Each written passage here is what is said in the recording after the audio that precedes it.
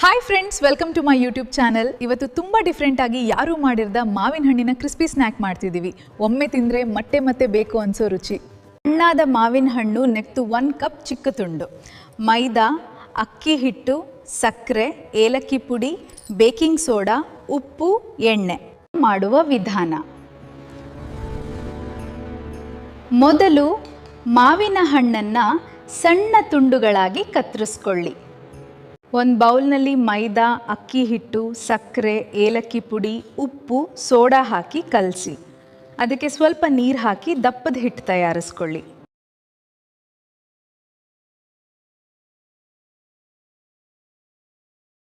ಈಗ ಮಾವಿನ ತುಂಡುಗಳನ್ನು ಹಿಟ್ಟಿನಲ್ಲಿ ಹಾಕಿ ಚೆನ್ನಾಗಿ ಮಿಕ್ಸ್ ಮಾಡಿ.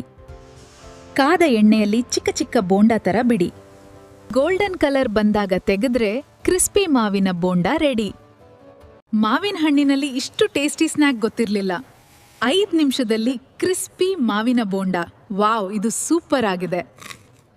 ಇವತ್ತಿನ ರೆಸಿಪಿ ನಿಮ್ಗೆ ಇಷ್ಟ ಆಗಿದ್ರೆ ಲೈಕ್ ಮಾಡಿ, ಶೇರ್ ಮಾಡಿ, ಚಾನಲ್ ಸಬ್ಸ್ಕ್ರೈಬ್ ಮಾಡೋದನ್ನು ಮರಿಬೇಡಿ. ನಾಳೆ ಮತ್ತೆ ಇನ್ನೊಂದು ಸೂಪರ್ ಟೇಸ್ಟಿ ರೆಸಿಪಿ ಜೊತೆ ಸಿಗ್ತೀನಿ. Bye friends.